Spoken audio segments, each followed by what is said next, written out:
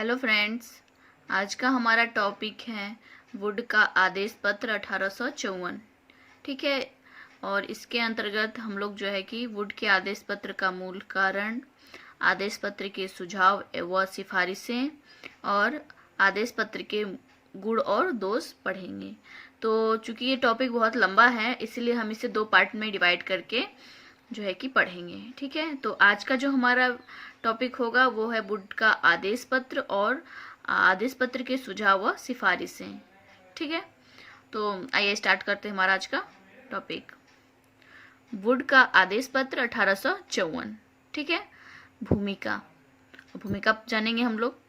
भारतीय शिक्षा के इतिहास में 1833 से 1853 ईस्वी की अवधि को शिक्षा के अंग्रेजीकरण की अवधि कहा जाता है। ठीक है। वेटिंग की 1835 ईस्वी की विज्ञप्ति ने अंग्रेजी के माध्यम से पाश्चात्य शिक्षा के प्रसार को सरकार की शिक्षा नीति बताया। इस नीति को व्यवहारिक रूप प्रदान करने के लिए लोक शिक्षा समिति ने अंग्रेजी शिक्षा के लिए संस्थाओं का नवनिर्माण किया। 1833 ईस्वी के आज्ञा पत्र ने भारत के सिंह द्वार सब देशों के मिशनरियों के लिए खोल दिए। ठीक है। अतः अंग्रेज मिशनरियों के अलावा अन्य देशों के मिशनरियों ने भी भारत में अंग्रेजी शिक्षा के लिए मिशन स्कूलों और कॉलेज की स्थापना की। तो जैसा कि हमने भूमिका में पढ़ा है कि भारतीय शिक्षा के इतिहास में 1833 से 1853 ईस्वी की जो अवधि है वह अंग्रेजीकरण की अवधि कहलाता है। ठीक। इसमें जो है वेटिंग की 1835 ईस्वी की जो विज्ञप्ति है कि अंग्रेजी के माध्यम से जो पाश्चात्य पश्चिमी शिक्षा है उसमें जो है कि उसके लिए सरकार जो है कि नीति बनाए। ठीक है। इस नीति को व्यवहारिक रूप प्रदान करने के लिए लोक शिक्षा समिति की व्यवस्था की गई। ठीक है। अंग्रेजी शिक्षा के लिए, और इसमें जो है कि संस्थाओं का नव निर्माण किया गया और 1833 ईस्वी के आज्ञा पत्र ने भारत के लिए सिंह द्वार खोल दिए। ठीक है। ताकि जो बाहरी मिशनरी लोग हैं वे लोग आके भारत में अंग्रेजी स्कूल और कॉलेजों की स्थापना कर सके। ठीक है। तो ये रहा हमारी भूमिका। अब हम वुड के आदेश पत्र का मूल कारण। ठीक है। 1853 ईस्वी में इंग्लिश ईस्ट इंडिया कंपनी के आज्ञा पत्र के पुनरावर्तन का अवसर आया। उस अवसर पर ब्रिटिश पार्लियामेंट ने यह निश्चित किया कि भारतीय शिक्षा की प्रमुख समस्याओं का समाधान किया जाना अनिवार्य था। इस विचार से प्रेरित होकर पार्लियामेंट ने एक जांच समिति की नियुक्ति की और उसे भारतीय शिक्षा के संबंध में अपने सुझाव देने का आदेश दिया। ठीक। इस समिति के सुझावों के आधार पर कंपनी के संचालकों ने 19 जुलाई 1854 ईस्वी को एक आदेश पत्र में अपने भारतीय शिक्षा की नीति का प्रकाशन किया। उस समय पर सर चार्ल्स वुड कंपनी के बोर्ड ऑफ कंट्रोल का सभापति था। अतः आदेश पत्र को उसी के नाम पर वुड का आदेश पत्र कहा गया।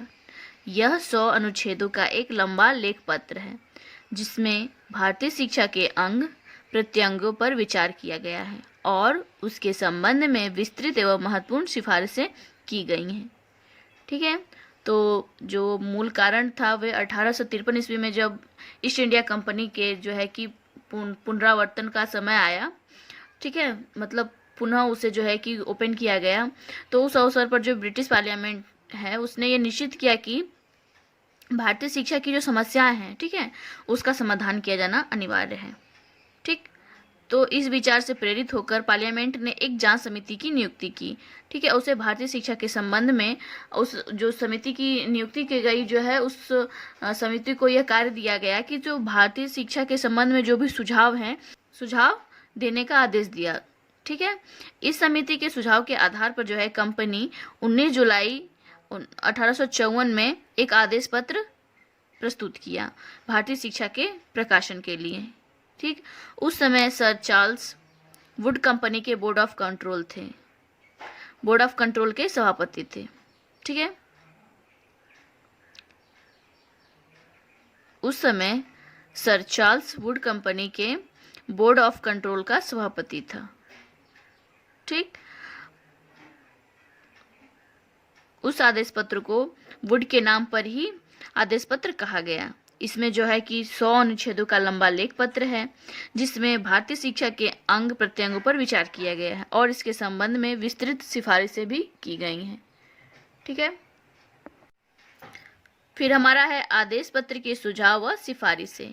ठीक है, तो आइए स्टार्ट करते हैं। हमारा पहला है शिक्षा का उत्तरदायित्व। आदेश पत्र में यह स्वीकार किया गया कि भारत में शिक्षा का प्रसार करने का उत्तरदायित्व कंपनी पर है।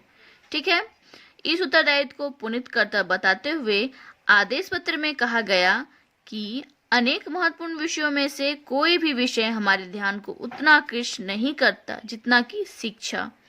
ठीक है, यह हमारे सबसे अधिक पुनीत कर्तव्य में से एक है। तो शिक्षा का उत्तरदायित्व में जो है कि शिक्षा का प्रचार प्रसार करना जो है कि कंपनी का उत्तरदायित्व हो गया था। ठीक है, और उसके बाद जो है कि सबसे इम्पोर्टेंट, सबसे जो महत्वपूर्ण चीज है वह शिक्षा ग्रहण करना है। ठीक है, यह बात इसमें कहा गया। उसका हमारा दूसरा है शिक्षा का उद्देश्य। आदेश पत्र ने भारतीयों की शिक्षा के अग्रलिखित 4 उद्देश्य घोषित किए हैं। पहला है भारतीयों में शिक्षा का प्रसार करके उनकी मानसिक और चारित्रिक उन्नति करना। दूसरा है भारतीयों को पाश्चात्य ज्ञान से अवगत करा के उनकी भौतिक समृद्धि करना। तीसरा है भारतीयों को राजपद के लिए सुयोग्य व्यक्ति बनाना। फिर हमारा चौथा है भारतीयों को अपने देश को समृद्ध बनाने में सहायता देना। ठीक, उसके बाद हमारा तीसरा है पाठ्यक्रम।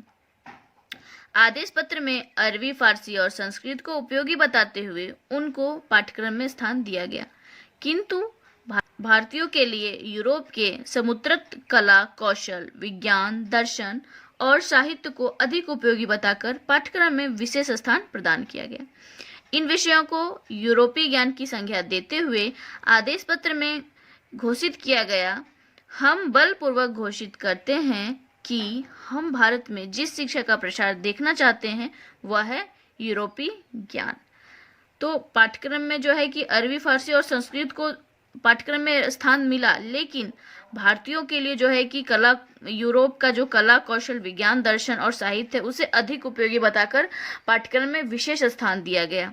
ठीक है, और जो है आदेश पत्र में यह बलपूर्वक घोषित किया गया कि जो हम भारत में जिस प्रकार की शिक्षा देखना चाहते हैं वे शिक्षा जो है कि यूरोपीय ज्ञान, यूरोप का होना चाहिए।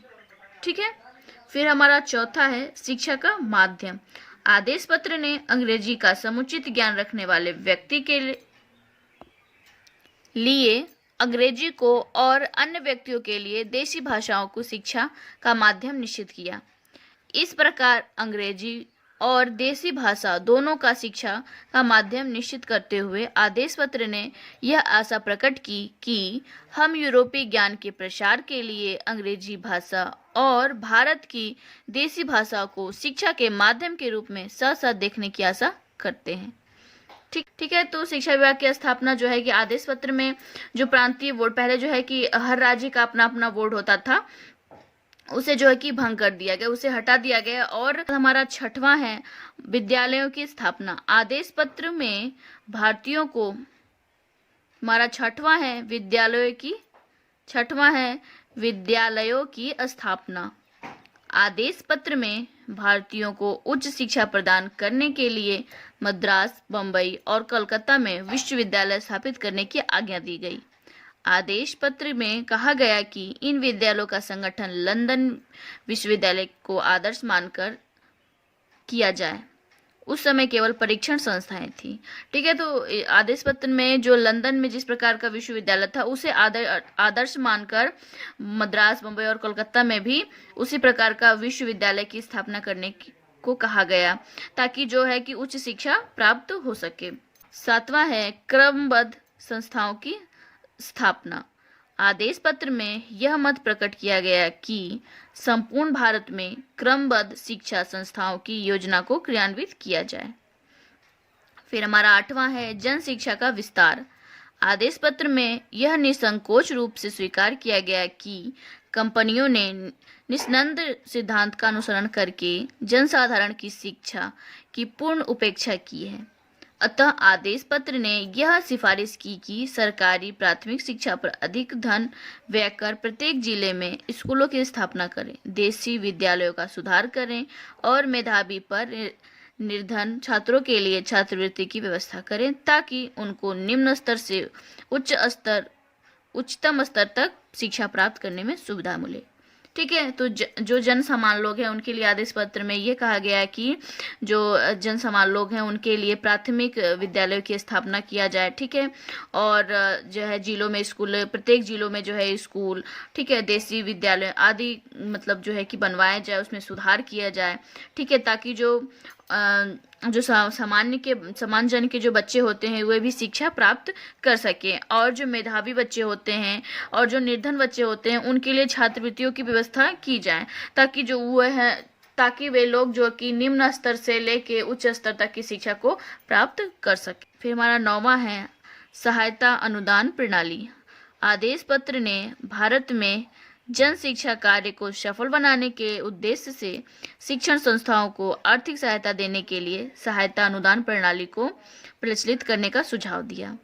उसने यह भी सुझाव दिया कि भवन निर्माण, छात्रवृत्तियों, पुस्तकालयों, प्रयोगशालाओं, अध्यापकों के वेतन आदि के लिए अलग अलग अनुदान दिए जाएं। सहायता अनुदान प्रणाली की रूपरेखा का संकेत देते हुए आदेश पत्र में यह वाक्य अंकित किया गया: हमने भारत में उसी सहायता अनुदान प्रणाली को अपनाने का निश्चय किया है जो इस देश में अत्यधिक सफलता को संपादित की गई है। ठीक, हमारा 10वां है अध्यापकों का प्रशिक्षण। आदेश पत्र ने इस बात पर बल दिया कि अध्यापकों के प्रशिक्षण के लिए विभिन्न प्रकार की प्रशिक्षण संस्थाओं का शिलान्यास किया जाए। आदेश पत्र ने यह इच्छा व्यक्त की कि छात्रों को प्रशिक्षण काल में छात्रवृत्ति एवं शिक्षकों को उत्तम वेतन देकर शिक्षा के व्यवसाय को आकर्षण बनाने की चेष्टा की जाए। ठीक है, उसके बाद हमारा 11वां है व्यवसायिक शिक्षा। आदेश पत्र में व्यवसायिक शिक्षा की चर्चा करते हुए कहा गया है कि भारत में ऐसे स्कूलों और कॉलेजों की सृष्टि की जाए जिनमें छात्रों को विभिन्न व्यवसायों की शिक्षा ग्रहण करने की सुविधा मिल सके। इसका हमारा 12वां है नारी शिक्षा। आदेश पत्र में यह सिफारिश की गई कि स्त्री शिक्षा को उदारता पूर्वक सहायता अनुदान देकर प्रोत्साहित किया जाए। आदेश पत्र में उन व्यक्तियों की सराहना की गई जिन्होंने नारी शिक्षा को प्रोत्साहन करने के लिए धन दिया था। ठीक, 9वें नंबर पे है मुसलमानों की शिक्षा। आदेश पत्र में यह स्वीकार किया गया कि मुसलमानों की शिक्षा पिछड़ी हुई दशा में थी, अतः उन्हें दृढ़ता पूर्वक कहा गई कंपनियों के अधिकारियों को मुसलमानों की शिक्षा का विस्तार करने के लिए विशेष प्रयत्न करने चाहिए। मुसलमानों की शिक्षा पे जो है कि आदेश पत्र में कहा गया है कि जो मुसलमान है उनकी शिक्षा हुई बहुत पिछड़ी हुई थी, तो जो है उनको भी शिक्षा ग्रहण करने के लिए प्रेरित किया जाए और उनके सारी सुविधाओं को उपलब्ध कराया जाए। फिर हमारा 14वें नंबर पर है प्राच्य साहित्य व देसी भाषाओं को प्रोत्साहन। आदेश पत्र में यह अभिलाषा अक्षरबद्ध की गई कि प्राच्य साहित्य और देसी भाषाओं को प्रोत्साहन किया जाए। इसके अतिरिक्त उसने यह अभिलाषा लिपिबद्ध की कि देशी भाषाओं में पुस्तकों की रचना की जाए, उनके लेखकों को उत्तम पारिश्रमिक दिया जाए और पाश्चात्य विज्ञान एवं साहित्य की पुस्तकों का भारतीय भाषाओं में अनुवाद करवाया जाए। 15वें नंबर पर है शिक्षा व रोजगार। आदेश पत्र ने इस बात पर बल दिया कि अंग्रेजी शिक्षा प्राप्त व्यक्तियों को सरकारी नौकरी दी जाए।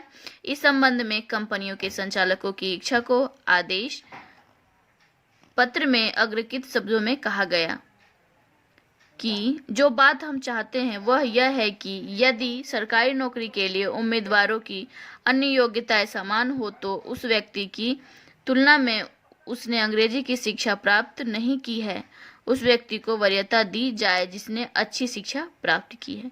ठीक है, तो इसमें मतलब शिक्षा और रोजगार में जो आदेश पत्र में ये कहा गया है कि अगर किसी व्यक्ति को दो व्यक्ति अगर है अगर किसी दो व्यक्ति को सरकारी जॉब लग रही है, ठीक है, उसमें से जो दोनों की जो वरीयता है समान है, लेकिन उस दोनों में जिसके अंग्रेजी की शिक्षा अच्छी होगी उसे पहले नौकरी दिया जाएगा। ठीक है।